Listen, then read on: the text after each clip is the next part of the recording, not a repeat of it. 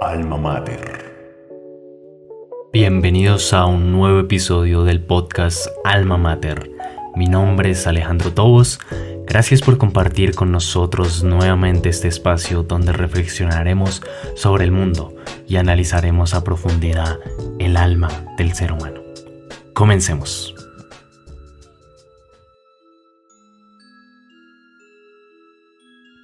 La historia de la humanidad ha estado permeada por incontables estigmas sociales que han perdurado en el tiempo, moldeando las civilizaciones en rígidas estructuras que rinden tributo a estos mismos dogmas, circunstancias que tergiversan los estatutos que rigen al ser humano en su primigenia fase de desarrollo, donde suele estar aleccionado en un ambiente familiar, variado e igualitario, donde cada persona reverbera su individualidad y autonomía de acción y pensamiento, muestra inconfundible de su íntegra dignidad como ser humano, situación que presenta un choque interseccional con respecto al contexto en el cual se desenvuelve el individuo fuera del núcleo familiar, al desvincularse de los primeros aprendizajes de la casa para empaparse con los conocimientos que llegan del mundo exterior, donde el sujeto se enfrenta a nuevas experiencias, pensamientos, creencias, entre muchas otras situaciones que transgreden las doctrinas impartidas en el hogar.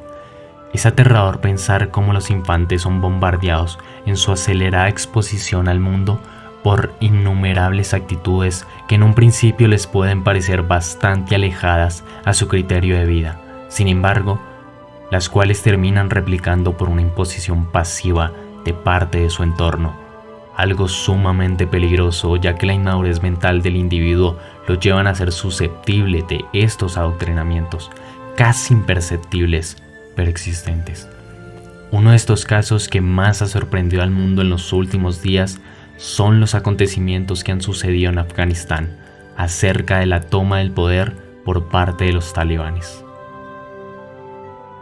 El infierno vivido hace 20 años atrás, cuando este grupo sectario controlaba la nación, se veía extremadamente lejano con respecto al arduo proceso transformista que había tenido el país en estas 2 últimas décadas, lo cual revive el amargo recuerdo tatuado a fuego en las conciencias de cada afgano de aquel periodo, el cual estuvo plagado de abominables medidas en contra de las mujeres como lapidaciones públicas, mutilaciones, decapitaciones, azotes, ser obligadas a portar el burka en todo momento, entre muchas otras aberraciones a las cuales fueron sometidas. Por ello, es sorprendente cómo el sujeto percibe que en algunos aspectos de la sociedad, la dignidad que creía pertenecer a cada persona por igual, se ve cercenada por doctrinas estandarizadas en el contexto social en el cual se desarrolla, determinadas en este caso de estudio por el sexo de una persona. Ideas implantadas por una mayoría que ejerce su influencia masiva transformando y construyendo comportamientos, responsabilidades, leyes y creencias en la sociedad que disciernen del primer entorno del individuo, el cual constituye la crianza.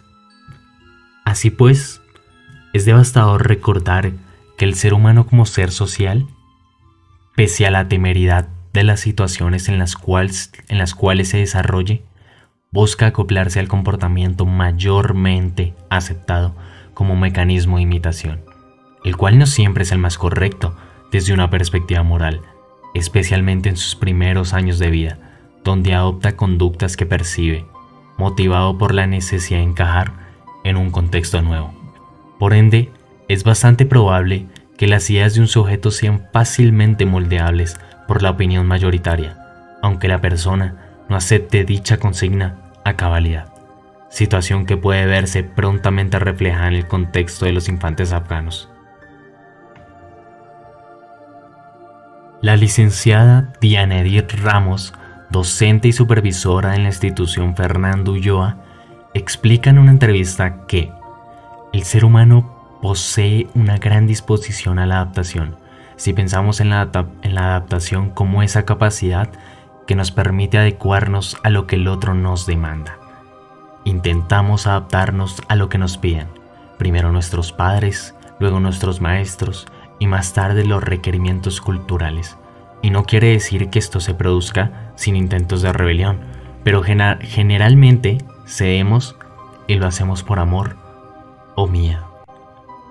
Este fragmento, sacado de la entrevista que aportó Diana Edith Ramos, nos explica bien cómo el ser humano puede verse bastante influenciado por conductas y prácticas sociales, por lo que podemos discernir que nuestras opiniones y pensamientos son influenciables en cualquier circunstancia, principalmente en situaciones donde requerimos sentirnos parte de algo. Caso que puede verse en Afganistán, donde ahora se presenta un panorama desalentador que deja en duda el futuro de las mujeres en el país. La comunidad internacional ve horrorizada como una organización militar guiada por una interpretación extremista, retrógrada y supremamente machista de la ley islámica se hace con el control de un país con más de 35 millones de habitantes, donde ahora todos se convierten directa o indirectamente en víctimas de un régimen arcaico, el cual desbarata 20 años de luchas constantes por los derechos y libertades de un sector de la sociedad que a lo largo de la historia ha cargado con un lastre de segregación: las mujeres. Los talibanes, en base a sus declaraciones, han mostrado una actitud moderada con respecto a los cambios que se sugiere implementarían en la sociedad. Han expresado que respetarán los trabajos y derechos de las mujeres. Sin embargo, sus vagas explicaciones con respecto al tema, junto con sus nulas acciones por disipar los temores de la población, perpetúan el ambiente de incertidumbre que se respira en el país. Con la llegada de los talibanes, el contexto donde se crían los infantes afganos cambió radicalmente de la noche a la mañana. Ahora, la nueva realidad se está haciendo presente en el país, con situaciones cada vez más evidentes, como lo son la remoción de imágenes de mujeres en las calles, en pancartas, en anuncios publicitarios, en vallas. Pequeños aspectos que revelan la posibilidad de que los talibanes vuelvan a implementar su ley Sharia, lo cual terminaría por desmantelar la sociedad afgana tal y como la conocemos actualmente, a lo que los niños se estarían acoplando a una nueva normalidad impuesta y deberán comportarse bajo sus parámetros. Solo se puede llegar a pronosticar una ínfima parte del impacto que generará este cambio en los infantes cuando empiecen a estrellarse con la nueva realidad. Ver a sus madres vestidas de pies a cabeza con un burka para salir a casa, para salir de casa, para salir a la calle, aunque fuese únicamente a la esquina, cuando antes eran prósperas doctoras, profesoras, políticas, emprendedoras, activistas, entre muchas otras cosas. Ver principalmente los varones cómo la imagen de la mujer se ha visto reducida a un ámbito estrictamente familiar y la sociedad ha parecido olvidarse de ellas. Pero los niños no comprenderán la magnitud de la situación en un primer instante. La verdad. Y lo que fue en un entonces normal y correcto se transformará en algo estrictamente reservado, como lo puede ser darle un beso a su madre en público o acariciar el rostro desnudo de su abuela en la calle. Cosas que quizás se convertirán en recuerdos de un tiempo mejor. Se olvidarán las costumbres arraigadas a un pasado inexistente y se adaptarán nuevas conductas que nunca pensaron realizar, pero que su contexto les obliga irrefrenablemente. Los niños crecerán pensando que aquello es normal, y puede que muchos lleguen al extremo de adoptar comportamientos machistas debido a la imitación y quizás desarrollen una idea de superioridad varonil debido a que su contexto se los obliga, a su contexto de crianza. Me entristece pensar que aquellas madres en un futuro puedan ver a sus hijos convertidos en aquello que un día 20 años atrás les había arrebatado su libertad, su autonomía y su dignidad como mujer. Pero, ¿por qué continúa una ostensible segregación en diferentes niveles por parte de la sociedad hacia la mujer? Sea en Colombia con una alarmante tasa de feminicidios por mes, o en España con una inequitativa tasa de empleos obtenidos por mujeres en carreras donde predomina el alumnado masculino en las universidades, o en Afganistán, donde vemos cómo se impone un régimen donde ser mujer es pena de muerte. Pregunta. Es una pregunta que no tiene una única respuesta. No obstante, desde el siglo IV a.C. con Lisístrata en la antigua Grecia, hasta hoy en día donde mujeres luchan por el reconocimiento de sus derechos e igualdad de oportunidades, vemos que esta batalla existió a lo largo de la historia. Guerras que se revelan en un canto, un grito, un poema, una guerra civil, una manifestación y un sinfín de expresiones que nos dejan en claro que la lucha de la mujer es una lucha en contra de principios que constituyen las sociedades, tanto actuales como las del pasado, los cuales demeritan, encarcelan y discriminan a la mujer en una búsqueda constante por un cambio, lo cual dejan claro que las sociedades tienen un demoledor terror que ha perdurado por los siglos de los siglos. Las sociedades contemporáneas le tienen miedo al cambio, a la figura de la mujer poderosa e independiente. Es un miedo irracional vinculado a viejas prácticas que se asociaban a su figura como un supuesto estandarte de elegancia, sumisión y actitudes de absoluta obediencia. Algo que ha ido cambiando. Sin embargo, con eventos como el de Afganistán, podemos darnos cuenta de que este absurdo imaginario continúa existiendo en algunas civilizaciones. En Grecia, en el siglo IV a.C., existió Agnódica, quien fue la primera ginecóloga conocida en la historia de la humanidad. Desempeñó labores médicas como partera y ginecóloga, como ya lo mencionaba antes, en la ciudad de Atenas. La repercusión de sus acciones no se hicieron esperar y desencadenó una de las primeras revueltas femeninas conocidas en la historia.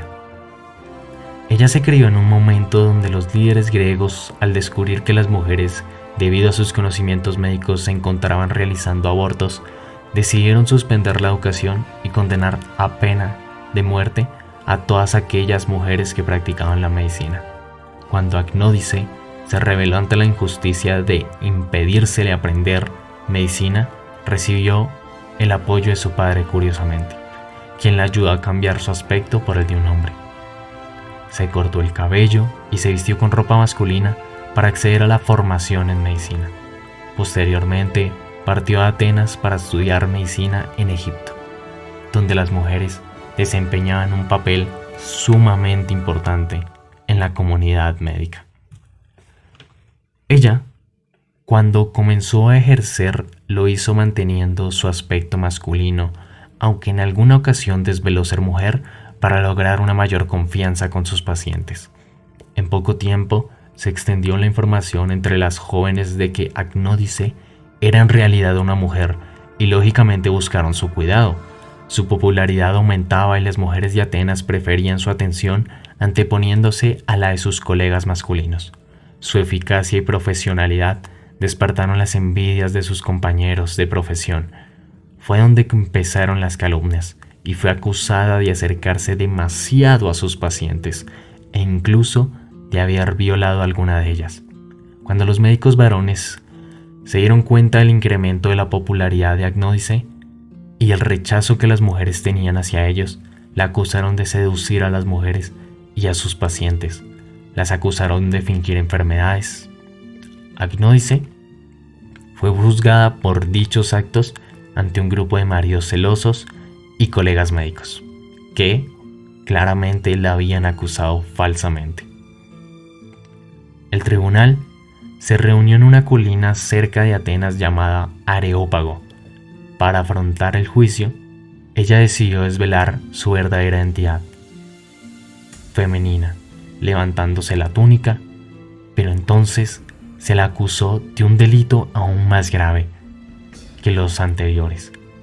suplantación de identidad para el ejercicio de la medicina, prohibida por ley a las mujeres. Una multitud de mujeres llegó al lugar donde se celebraba el juicio para defenderla, elogiando los éxitos médicos de Agnodice, y reprendieron a sus maridos por intentar ejecutarla. Después de un breve debate, Agnodice se salvó de la pena de muerte, fue liberada de los cargos impuestos en su contra y se logró un cambio en la ley ateniense para que las mujeres pudieran ejercer nuevamente la medicina. El juicio de Agnodice provocó que las leyes atenienses se reformaran en torno a las permisiones laborales en cuanto al ejercicio de la medicina en Atenas, permitiendo a las mujeres estudiar medicina. Agnodice fue toda una revolución. Desde la antigüedad hasta los tiempos contemporáneos, podemos evidenciar una resistencia temporal como elemento de rebelión por parte de la mujer en contra de las desigualdades e injusticias que se perciben en la sociedad. Un vínculo infaltable en la construcción de los individuos a lo largo de su vida, y cómo a través de la exposición a la sociedad, este destello de inconformismo se afianza en la persona. Al percatarse de estas disparidades, las cuales pueden ser más o menos evidentes según el caso de estudio de cada individuo y principalmente según sus características psicosociales. Hoy en día podemos ver el caso de Sonita, la rapera afgana que se pone en pie de guerra muy lejos de su área tierra natal y enfrenta a los talibanes con su arte. La joven de 26 años actualmente se encuentra en Estados Unidos, protegida luego de haber tenido que huir del país en el que residía, Irán, debido a las condiciones en las que vivía, aunado el hecho de que su familia iba a venderla a sus tan solo 16 años por causa de un matrimonio arreglado por un dote de $9,000, cosa que ocurrió 2 veces en su vida. La primera vez la intentaron vender cuando ella tenía 10 años, como novia. Acuerdo que no se llevó a cabo, curiosamente, gracias al régimen talibán, el cual obligó a la familia de Sonita a huir a Irán.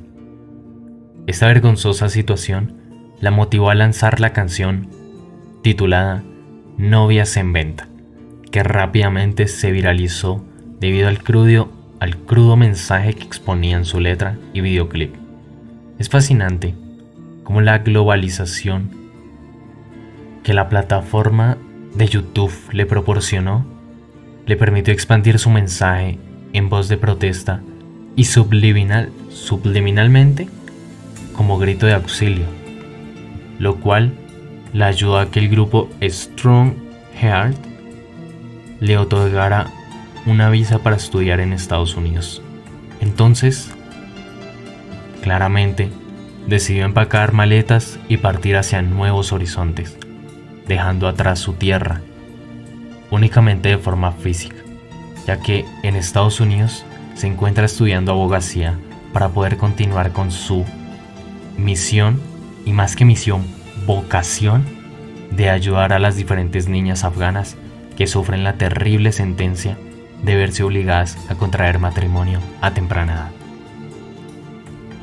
La derogación de diferentes prácticas sociales que perpetúan la segregación sistemática de la mujer en diferentes ámbitos de la sociedad es una misión que desde la antigüedad ha perdurado hasta nuestros días. Un sufragio, un movimiento, una lucha activa que aún busca calar hondo en las entrañas de las sociedades en busca de igualdad, condición que pese al incalculable avance que hemos tenido a lo largo del tiempo, se puede seguir evidenciando profundas grietas en su aplicación en diferentes ámbitos. Revisando los datos recopilados por ONU Mujeres a mediados del año 2019, se registró con un estudio detallado a nivel mundial que las mujeres ganan un 23% menos que los hombres, haciendo el mismo trabajo. De cada 10 mujeres, 7 experimentan violencia física y o sexual en algún momento de su vida. menos del 20% de los propietarios de tierras son mujeres. Aproximadamente 750 millones de mujeres y niñas alrededor del mundo se casaron antes de cumplir los 18 años. Únicamente 2/3 de los países en desarrollo han alcanzado la paridad de género en la educación primaria, y la brecha económica parece no tener disparidad con respecto a años anteriores. La brecha sigue siendo del 35,5% de desigualdad. Es una obviedad resaltar que las desigualdades entre hombres y mujeres no solo son una injusticia que afecta negativamente al crecimiento de las libertades de los seres humanos, sino que además afecta al crecimiento y desarrollo del país, lo cual se refleja en el mundo, donde hay grandes talentos y recursos humanos desaprovechados y oportunidades que para las mujeres son completamente inexistentes. Sin embargo, es fundamental repasar estos hechos que hoy en día continúan sucediendo, evidenciar las causas y estudiar sus importantes repercusiones en las sociedades contemporáneas, que hoy por hoy continúan teniéndole un desgarrador terror al cambio. El ser humano es un ser social, con capacidades adaptativas y cooperativas para la supervivencia en un ambiente determinado.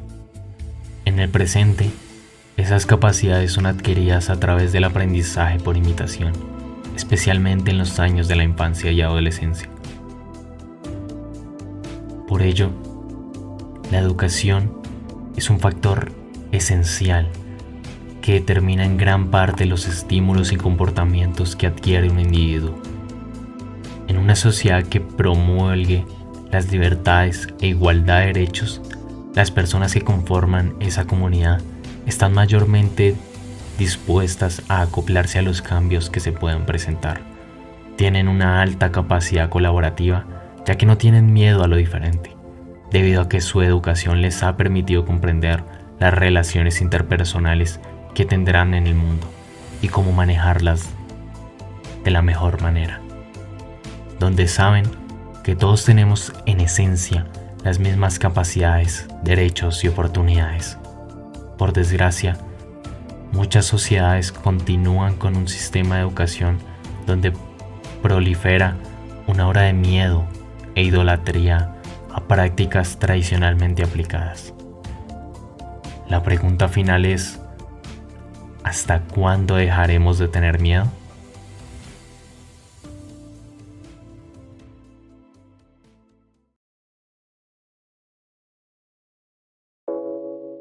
Bueno, esto ha sido todo por el episodio de hoy. Les agradecemos su tiempo. No olviden seguirme en mis redes sociales, donde me pueden encontrar en Instagram como @agraf.o/al piso 3 exactamente. También en TikTok, donde aparezco igual, agraf.o/al piso. Y si quieren continuar deleitándose con la magnificencia del alma humana y sus expresiones, los invito a comprar mi libro Sonámbulas Epifanías, que está en diferentes librerías alrededor del mundo, donde lo puedes adquirir tanto en ebook como en físico. Lo puedes encontrar en Amazon, casadelibro.com, en agapea.com y en bookstore.medinaliber.com, donde verán el mejor precio, entre muchas otras librerías para tu preferencia. Pueden encontrar el link directo en mis redes sociales. Suscríbanse al canal de YouTube, donde podrán encontrar los episodios completos, como muchas otras cosas, y además de las entrevistas. Compartan el podcast con sus familiares y amigos, suscríbanse y no te olvides de donar para apoyar el podcast y continuar mejorando el contenido. Muchas gracias y nos veremos pronto en un nuevo episodio. Allí te espero.